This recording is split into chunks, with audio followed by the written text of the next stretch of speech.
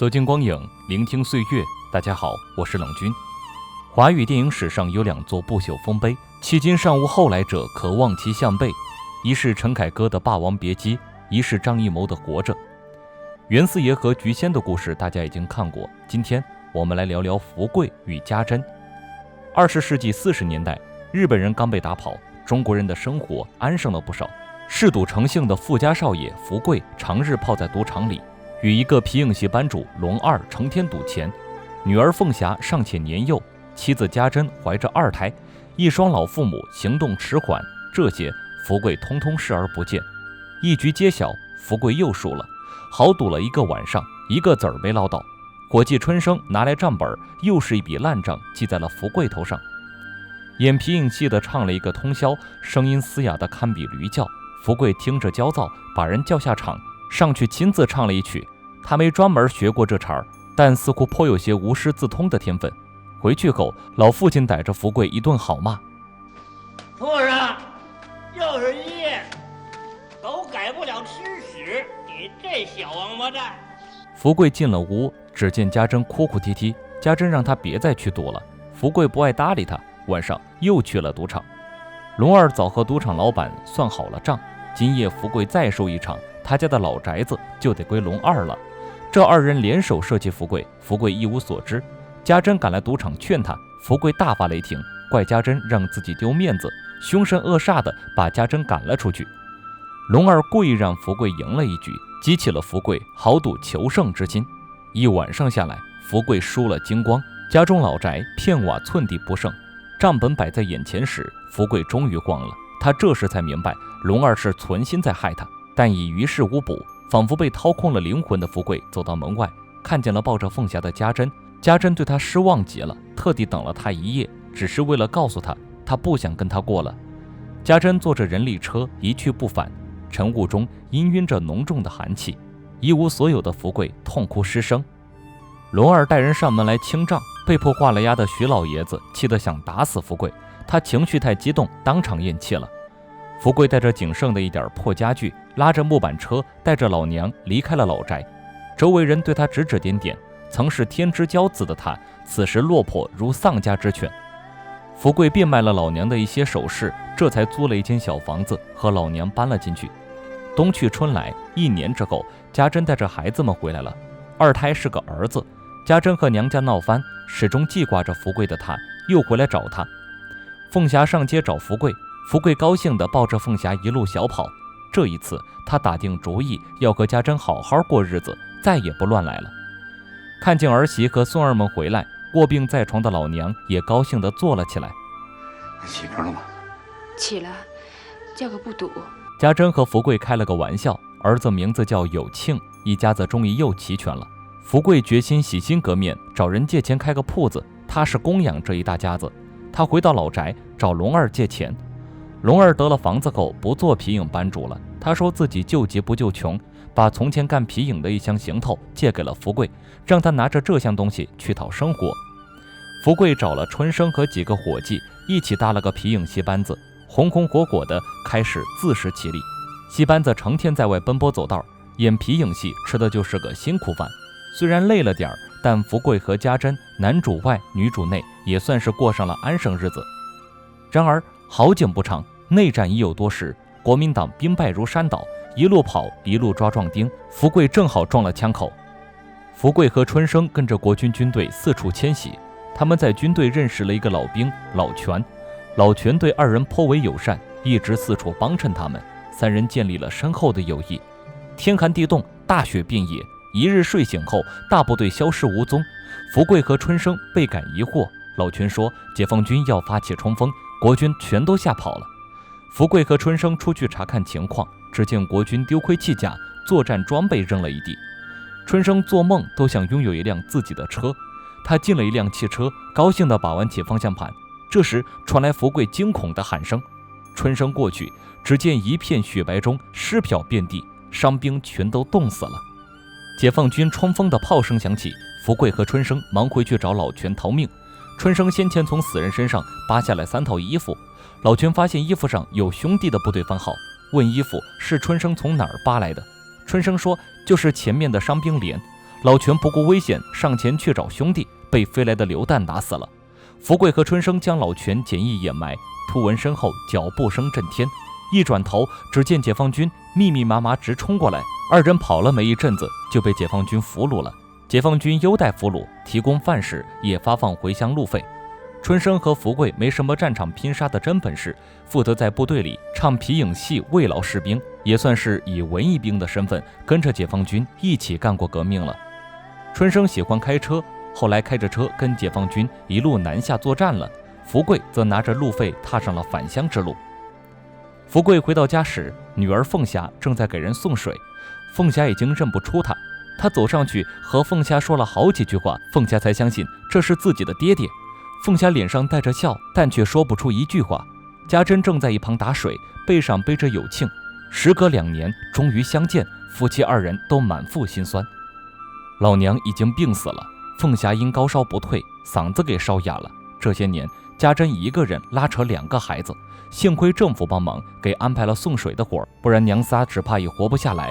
每天半夜家珍就得爬起来给人送水，凤霞和有庆跟着娘一起，这些年来从未睡过一天好觉。提起这些，家珍就倍感歉疚，只觉让2个孩子受苦了。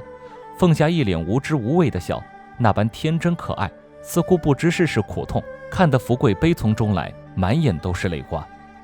听说福贵回来，牛镇长来福贵家里了解情况，他让福贵去参加镇上的公审大会。因为福贵家的那院老房子，龙二给定了个地主成分，政府要没收老宅，龙二死活不肯，一把火把老宅烧了个干净，被抓起来了。公审大会那天，福贵前去参加，龙二被当场判了死刑，送出去连发5枪给毙了。龙二被拉走行刑之时，和人群里的福贵打了照面，想起要不是输了那院房子，今天死的就是自己。福贵吓得躲在一旁小便失禁，回去后连忙问家珍他们家定的是什么成分，家珍说是城镇平民。福贵这才稍稍放了些心，想到手上有解放军给开的入伍证明，福贵和家珍把已经被水洗皱的证明裱起来挂在了墙上。有了这张证明，以后无论发生什么事都能保他们一家平安无事了。进入50年代后，全国开始大炼钢铁，福贵一家把家里的所有铁制品都献了出去，只留下送水工具和那箱皮影行头。人们开始到集体食堂吃大锅饭。有庆已经长大了，姐姐凤霞不会说话，出门送水时总有顽皮的小孩欺负她。有庆爱护姐姐，和小男孩们打作一团，反被一群男孩压在地上动弹不得。有庆心里记恨，到食堂吃饭时，他故意要了一大碗面，加了满满1碗辣椒水，趁着众人不注意，把那碗面狠狠倒扣在欺负过姐姐的小男孩头上。男孩家长气怒不已，要福贵和家珍好好教育自家孩子。福贵让有庆给人道歉，有庆死活不肯松口，气得福贵当场打了有庆一顿，家珍怎么都拉不住。回去后，家珍把有庆拉进屋，告诉福贵，他是为了给姐姐出气。福贵每晚都在炼钢工地上给工人们唱皮影戏。有庆一直和爹爹赌气，为了解开这父子俩的嫌隙，家珍想了一个法子，他让有庆给福贵送一碗混合着辣椒油和醋的茶水，让福贵吃吃苦头，这样有庆出了气，自然就不记恨爹爹了。喝了醋水的福贵装作很生气，追着有庆说要教训他。父子俩一追一讨，闹得十分开心，满场看客亦是一片欢笑声。这天，区长来镇里检查炼钢，整天炼钢累坏了有庆和凤霞，2个孩子在屋里睡得正熟，同学们在门外一直叫有庆，说是学校让回去炼钢。家珍想着有庆几天没睡过好觉，想让孩子在家休息。区长来检查可是大事儿，福贵硬把有庆叫了起来，背着有庆送去了学校。夜里，福贵正在工地上唱戏，突然传来噩耗，有庆死了，尸体被镇长喊人送了过来。有庆太困了，去了学校后睡倒在一面墙后。区长开着吉普车过来，倒车时不小心把墙撞塌了，有庆就这样活活被压死了。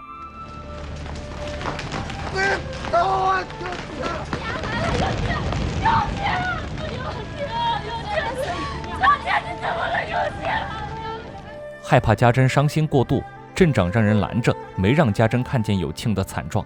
有庆下了葬，家珍给他带去了新煮的饺子。去学校那天，家珍给他带了盒饺子，这孩子累得一个都没吃。想起儿子生下来就一直在受苦，家珍在有庆坟前泣不成声。家珍不停说她应该拦着福贵，不该让福贵送有庆去学校。福贵听着又是后悔又是心酸，儿子是他一手推入的死路，他也在一旁哭成了泪人。区长让人送来了花圈，福贵发现区长竟然是多年不见的春生。我刚掉在这儿，还没顾上来看你。你开什么车？你开的什么车？福贵！春生给了福贵200块钱，想为有庆的事略作赔偿。家珍冲出来扔掉他的钱，把花圈也扔了回去。他要春生记着，他欠着他们家一条命，他永远也不会原谅春生。凤霞趁众人不备，砸破了春生的车玻璃。春生不敢斥责他，车子扔在当场，灰溜溜地走路回去了。后来，春生给福贵送过好几次钱，福贵从来不肯收。他想走关系，给福贵安排个好点的工作，福贵也不肯接受。家珍一直不肯见春生，福贵也和春生不再往来。进入60年代后，福贵的皮影行头在镇长的安排下被烧了个干净，进入了一个最坏的时代。曾经的东西都留不住了。失去有庆后，福贵夫妻把所有的爱都倾注在女儿凤霞身上。凤霞长大后，老两口开始操心女儿的婚事，他们请了镇长帮忙说媒。镇长相中了一个叫汪二喜的工人，二喜是工厂的组织头头，人踏实肯干，工资也不错。唯一不太好的是腿有些瘸。凤霞是个哑巴，条件本身也不好，福贵夫妻不敢嫌弃二喜，说只要凤霞没有意见，他们俩怎样都行。镇长很快把二喜叫过来，和凤霞正式相亲。福贵夫妻对二喜颇为满意，二喜见了凤霞，一句话没说，转头就走了。福贵夫妻担心二喜不喜欢凤霞，但凤霞似乎对二喜很是中意。回到房间后，一向不爱打扮自己的凤霞开始整理起自己的仪容。看出女儿对二喜有情意，家珍让福贵去问问镇长，看看二喜到底是什么心思。谁知几天后，二喜直接带着一帮兄弟去了福贵家里，街坊邻居还以为他们要去抄福贵的家，把消息告诉了正在街上采买的福贵夫妻，吓得福贵夫妻连忙跑回家里，却见二喜和凤霞正在画油彩画。原来二喜是带人来修缮福贵的家，想让凤霞在好环境里过日子。他一眼就看中了凤霞，直接用行动表明对凤霞的珍视。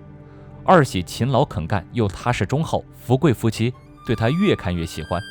二喜啊，凤霞从小就命苦，你要是不做难的话呢，娶凤霞那天多叫点人热闹热闹。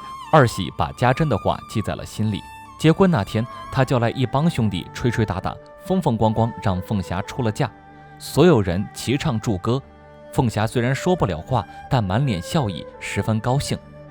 家珍和福贵出门，陪二喜和凤霞照了全家福。跟二喜走时，回头看着年迈的父亲母亲，凤霞没忍住泪流满面。他走了以后，家里就再也没人照顾爹娘了。福贵夫妻强忍悲伤，将女儿送走了。二人回到院子里，见春生正坐在院子里，听说凤霞出嫁，他特地前来祝贺。家珍借口烧热水，不肯出门见春生。春生知晓家珍还在记恨自己，不敢久留，把贺礼给了福贵就走了。不久后，凤霞怀孕了，二喜带着凤霞回来看福贵夫妻。之前照的全家福已经洗出来了，家珍看着照片很是高兴。凤霞小时候没钱照相，没能留下记忆，家珍一直深感遗憾。她说等凤霞的孩子出生了以后，每年都给她照一张照片。二喜带来了春生的消息，春生被人揪出来关了牛棚，二喜让福贵以后和他划清界限，生怕被牵连。福贵连连答应，说以后再也不和春生往来。一天夜里，春生来找福贵，福贵不敢出门见他，隔着门问他有什么事。春生非要福贵出门，说有样东西要交给他。福贵出了门，见春生一脸沧桑，明显是遭了劫难。春生把自己仅剩的存折给了福贵，他老婆被逼自尽了，他也不想活了，唯一放不下的就是欠了福贵家一条命。他想了了对福贵家的亏欠，以后他就不欠谁的情了。怕春生想不开，福贵让春生一定要好好活下去。家珍在门里听着他们谈话，多年不肯见春生的他打开门让春生进屋去聊，害怕牵连他们一家，春生婉拒了家珍的好意，转身离开了。凤霞快要生了，福贵夫妻特地去给镇长送红鸡蛋，感谢他替凤霞安排的这一桩好姻缘。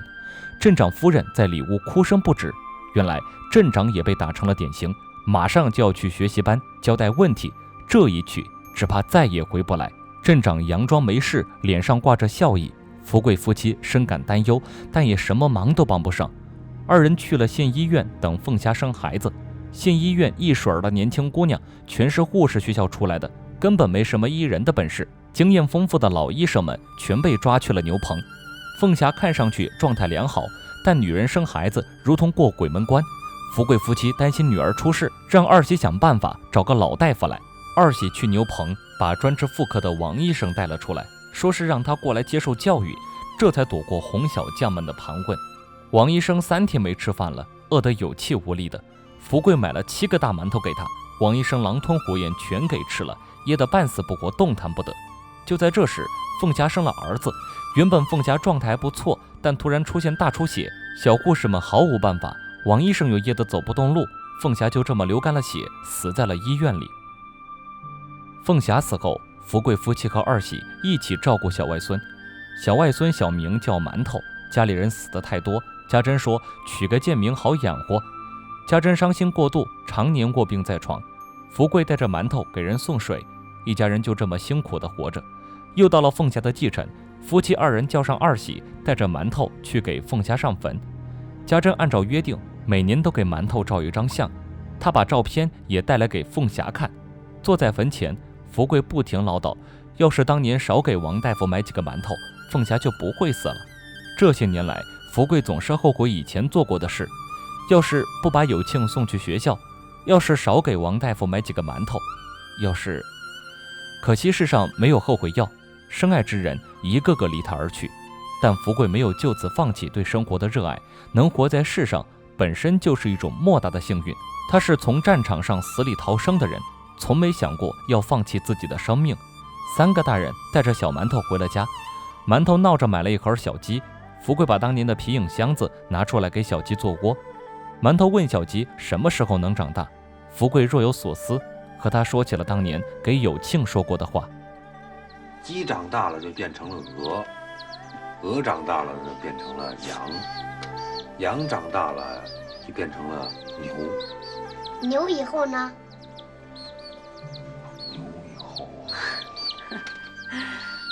牛以后啊，馒头就长大了。电影《活着》上映于1994年，由张艺谋执导，巩俐、葛优主演，改编自我国著名作家余华的同名小说《活着》。对于《活着》的故事，大家应该多多少少有所耳闻。原著小说十分悲惨黑暗，相比较原著内容，电影实在是温柔了太多太多。原著是看完以后会让人感到绝望，令人治愈的悲伤和沉重，电影反而透出了一种获得新生的希望，给人以一种莫大的激励。这一点自以为张艺谋导演改编得很不错，他摒弃了对于此类悲剧小说的一味歌颂苦难，展现时代黑暗的普遍叙述手法，那样会让人只看见漫无止境的悲伤。他选择了在原本绝望的故事中撷取希望，赋予了这部电影更加积极的意义。原著当然更深刻地体现出了当时社会风气的狂热和偏执，令人看完后不寒而栗。但电影并不是只为了描述那个黑暗的年代，更是想向人们传达出希望。原著的结局十分悲惨，福贵一家最后只剩下他一个人和一头老去的牛，一人一牛绝望地活着。那么温柔善良的家珍一生没过上几天好日子，儿子有庆被人活活抽干了血，女儿凤霞难产而死，女婿二喜也死在工地上，就连小外孙苦根都因为吃豆子活活噎死。一家子都是善良之人，却没一个落得好结局，实在是令人痛到窒息。电影做出了很多改编，让有庆死得稍微不那么痛苦，在睡梦中死去，总好过活活被人抽干血。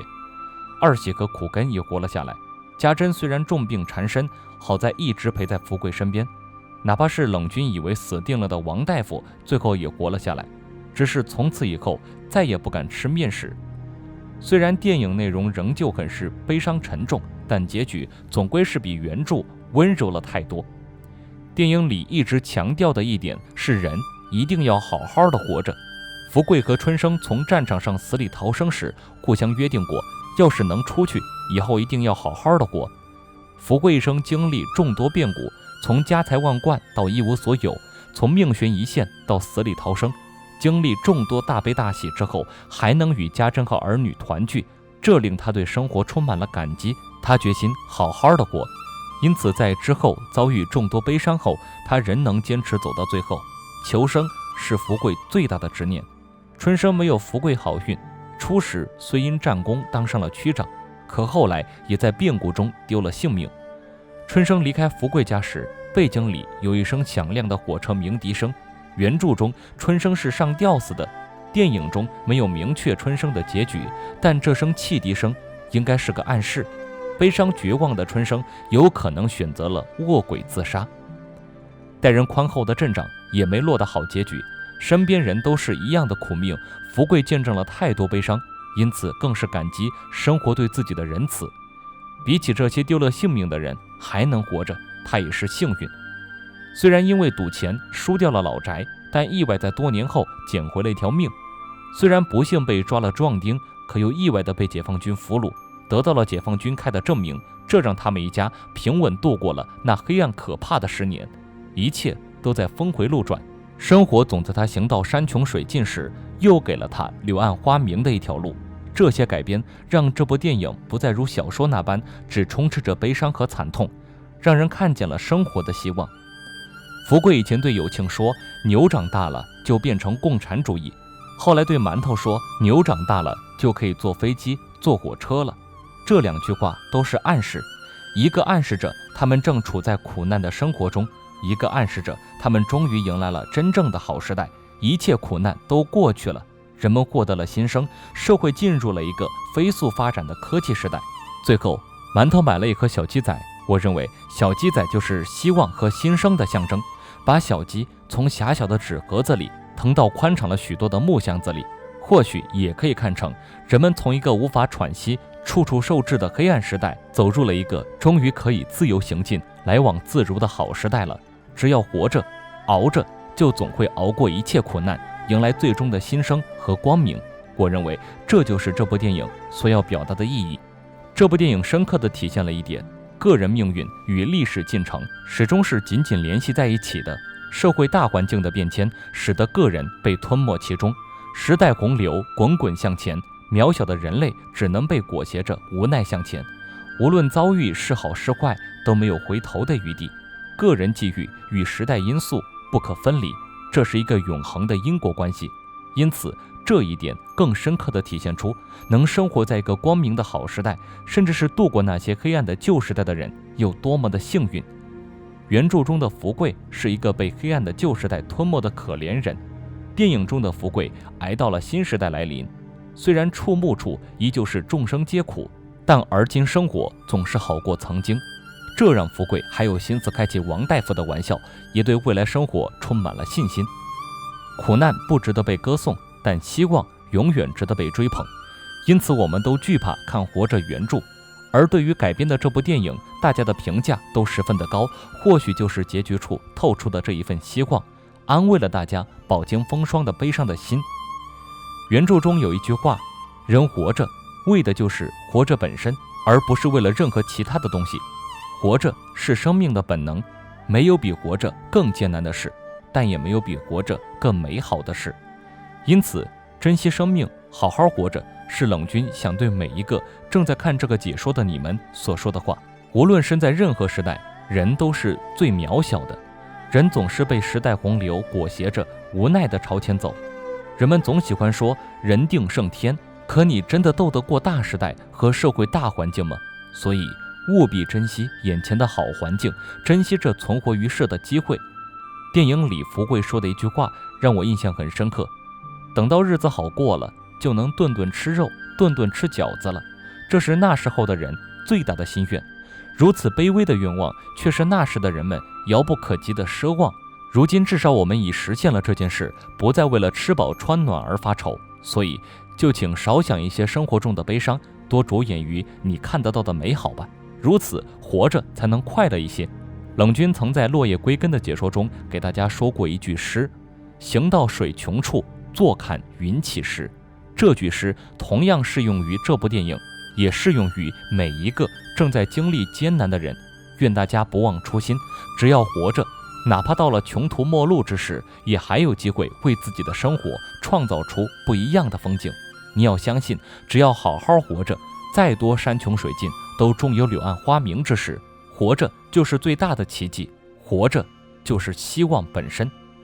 我是冷军，我们下期再见。